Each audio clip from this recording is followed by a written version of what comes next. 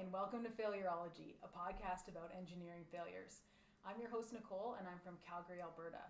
Today's episode is a very special one. It's the Q&A episode where I answer all of the listener questions about me and the podcast, why I started it, how I make it, what I hope to accomplish, and so on. If you're listening to this on the audio version where you normally get podcasts, there is a link in the show notes to the YouTube video if you want to watch that as well. It is my first time doing a YouTube video. It's my first time doing any video editing. I assume there's a very steep learning curve. I'm not really sure how it's going to go. So please be kind and gentle. I am learning. I will get better, but I got to start somewhere. So here goes. I have with me today my lovely associate, Eric. He'll be asking the questions that I'll be answering. He's a little camera shy, so he's going to be behind the scenes, but you will hear him. Before we get started, I do want to say a big thank you to Eric. He has been a huge support system for me for this podcast, from helping with the music and the audio editing software, to buying my first microphone as a birthday present, and just generally providing a lot of support. He's been a great sounding board to talk to about different ideas. Sometimes I don't even really need him to respond. I just need to talk at him. And he's great whether he's giving advice or just listening. So I do want to say a big thank you to him. Okay, without further ado, let's get into it. So, Eric, question number 1. What took you into the field of engineering to begin with? So this is a really interesting story, and I don't think many people know probably most of it, and definitely not all of it. So when I was in high school, I was really into true crime. I still am. And I had, for a long time, wanted to be a lawyer, a prosecuting attorney, working for the province or the municipality, working in criminal cases, kind of being a voice for the victims. But in high school, there are different prerequisites that you have to take in order to take other courses. And I ended up in an auto shop course, and I loved it. The teacher was great. I had a great time. I got to be a lot more hands-on, which was quite different than a lot of the other classes I was taking at the time. In grade 11, actually, I did a project where a classmate and I deconstructed an inline 4 engine, and we then cut some of the sections in half and then put it back together so that, when you're looking at the engine, you can see the inner workings of it.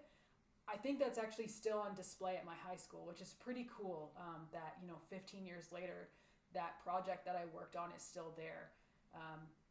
So from that, I realized my interest level in mechanical systems and specifically automotive systems. And I kind of realized that I had, a lot of problem solving ability, and that engineering is a really great direction for me to go. And so that's kind of how I started. My diploma is in mechanical engineering technology with a specialty in automotive product design. However, I graduated in 2008 when a lot of the automotive manufacturers were pulling out of Windsor, which is where I'm from. And so I decided to head west to Calgary. So I moved here in 2008. There's not a lot of automotive manufacturing here, but there's still a lot of mechanical engineering, especially within the construction industry, but also in oil and gas. I was lucky enough to find a job for a mechanical engineering consultant working in building science, so in the construction industry. I found that job shortly after I arrived. And then, after a few short months there, I started asking to go to site more and more, and then I kind of found myself within the construction contract administration role, where I basically take the drawings and work with the contractor to ensure that the design intent is met on site, and that any problems that come up during design, there's always conflicts. We need to put a duct here, but there's electrical in the way, or there's a light in the way. Do we move the duct? Do we move the light? Do we change the duct? So that I deal with that kind of stuff day in and day out, and I love it. It's a lot of problem solving. It's very much up my alley, and at this point, I couldn't imagine doing anything else. For you, what have been some of the biggest challenges or the most challenging part of producing your podcast? I think the biggest challenge, and this is kind of probably weird to say, was getting started. I've wanted to do a podcast for so long, probably since I've been listening to podcasts, which is, I would say 8-9 years I've been listening to podcasts. I listen to them all the time. I got a newer car a couple years ago, and up until a couple months ago, I didn't know how to turn the radio on because I'm just always listening to podcasts. So I definitely have a love for podcasts, and I've always wanted to do one. But I didn't really have a great idea before. I didn't want to do something that everyone else was doing. And then I kind of was studying for an engineering ethics exam, and I came across a lot of failures in the textbooks I was reading. And every chapter I noticed that I would kind of rush through the content to get to the failure because that was my favorite part. It was almost like a reward for reading the chapter. And then once I kind of realized how much I was enjoying that, I started looking for more content. And there aren't a lot of podcasts that focus on engineering failures. There are podcasts that cover some failures amongst the other topics that they cover, but a podcast specifically on engineering failures isn't really too common. So that's kind of where I got my idea, and then I started going from there. Once I got to that point, there's also a lot of things you have to take into consideration. So I had to develop a logo. I wanted to have a website because I post pictures for every episode. I think that really helps tell the story. I needed to find a podcast hosting site, and there are very many of those. So I had to pick one. I had to make sure I had enough content so that I could put out, quality episodes every week. I didn't want to start a podcast about engineering failures, only knowing about 5 of them and not being able to find any more. I mean, that's not going to last very long. So there's a lot of work that went into it. I think I spent 3 or 4 months kind of developing the concept and playing around with how I was going to produce each episode before I really even started recording. I think before I started recording my first episode, before I posted my first episode, I think I had 6 or 7 episodes researched and written because I just wanted to make sure that I kind of knew what I was doing and I had a plan before I committed to this, this regular weekly content. So hopefully I've delivered on all of the goals that I've intended to. But it was a lot more work went into it than I had originally intended. And I would say the hardest part, I guess, would be starting in the first place and just kind of going from there. Where did you get the music, and where do you typically find your sound effects for producing your podcast week to week? So the music came from Eric. He made it from some music software that he has. So that was a really cool collaborative process that we got to do together. I had initially just requested that he strum a few chords on a guitar. I didn't want anything too fancy, but what he made was way better, and I love the I love the intro music. Sometimes I walk around the house humming it and dancing along. It's just I love the music so much. And then for the sound effects, some of them I find online. There are sound generators online that you can download for free. And some of them I make myself. So the Flint episode, I did pouring water. I made that. We had 2 glasses. We poured water from one into the other in front of the microphone, and that's how we came up with that piece. I started using sound effects in episode 10. I really enjoyed it. I thought it was a lot of fun. It was a different addition to the podcast that I thought made it a little more creative. So I'm trying to do that more and more with each episode. And so we'll see what kind of different creative things I can come up with. What do you hope to accomplish? Do you have any specific goals or milestones or anything you're trying to reach with your podcast, or what do you strive to? So I started this podcast with engineering students in mind. I know that failures are covered, but I think it is a little dependent on who your teacher is, which university you're at, as far as how much depth they go into during your education on and which failures they cover. I think if you're going to school and your specialty is mechanical, they're probably going to talk about a lot of mechanical failures, but maybe you don't learn too much about structural ones or electrical ones. So I kind of started with students in mind, and knowing that within the podcast medium, there was not a lot of coverage of engineering failures. But what I've found after starting this podcast is that, and this is my favorite part, is that I've started a conversation. So I have colleagues coming up to me and talking to me about failures I've covered. I've had strangers reach out to me. My parents both listen to the podcast, and when I talk to them, they usually bring up something about the episode. My dad and I like to get into these really interesting and sometimes weird conversations about the different failures. There's usually one part of the episode that sticks with him, and so we'll kind of talk about that. My brother also works in mechanical engineering, so he's been a huge support system for the podcast, and we always have really interesting discussions about the failures. So while I did start it for students and to start that conversation and hopefully fill that gap in their education process, what I found really cool that's come out of this is the conversation, and so that's kind of what I'm focusing on as I continue to grow, is what different conversations can I start, and how can the engineering community as a whole grow from these lessons. How do you determine the topics that you use in each episode, or go about finding new ones? So I have an Excel sheet, I know, big shock, that I keep track of all of the different topics or failures that I've heard about. If I'm reading on the internet or I come across someone and they mention a new failure, I put it on the list. I also follow a few different subreddits, specifically catastrophic failure. They have a lot of different failures. They're not all engineering related, but there are still a lot on there, so I'm continuously adding to the list. I've also had some listeners reach out and tell me about failures I've never heard of. Those get added to the list. So yeah, I'm just continuing to grow that list. There are significantly more failures than I had ever expected to come across, which is both impressive and a little bit sad. How much time do you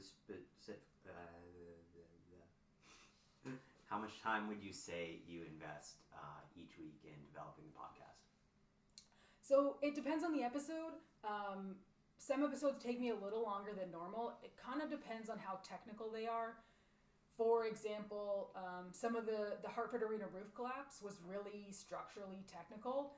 That is not my wheelhouse. I had to really dig deep on that one to learn about the structure and what it was supposed to be built like in order to really understand and explain what went wrong in that construction. Same with the Chernobyl episode. I'm definitely not an expert on nuclear fission. It's not something that I really know a lot about. And so I definitely spent a lot of time on that episode because I feel like I have to understand what happened in order to explain it to you guys. And so that one was a bit tricky. I would say on average, the episodes are 10 to 20 hours a week.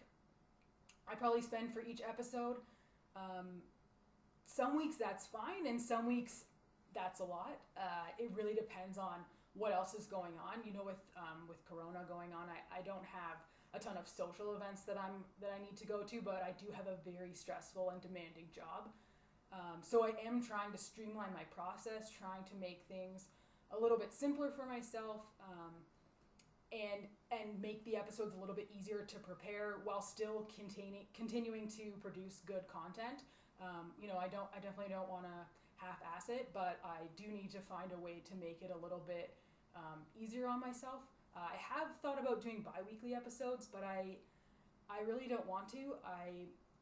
I really enjoy the fact that I'm putting out weekly content. I like seeing the growth. I like seeing the interaction, the conversations that I'm having, and I'm really not ready to change that. So I'm just trying to tweak my process to make that a little bit better. Do you typically work on more than one episode of the podcast at a time, or try to compartmentalize and focus on just one at a time? So far, I've just done one at a time. I have so many things going on in my brain that I'm afraid if I try to work on more than one thing at a time that I'm going to start getting them all confused. I don't know how accurate that is, but that's just kind of the way that I've gone about it so far. I do think, though, as I start to streamline my process, that is something that I'm going to have to look into. I also think that it kind of depends on what I'm feeling. So if, sometimes I want to work on the podcast, but I don't necessarily feel like recording, or maybe I don't necessarily feel like researching. So I do try to listen to my brain and what it wants to do, and so I do try to find the activity that most suits what I'm set up for at the time. I just think that makes for better content, if my heart's really in it. Yeah. Do you use any special resources or publication memberships or anything like that to find research for your topics? At the moment, no. To my knowledge, there isn't one resource that would have every single thing I'm looking for that requires a login at least. For the most part, I use Wikipedia. That's where I start. Wikipedia is an amazing resource. I mean, it's so good. If you can donate to Wikipedia, please. They have at least some level of information on every topic that I have covered so far. And so that's usually where I start. That kind of gives me my outline, depending on I guess, how in-depth their article goes.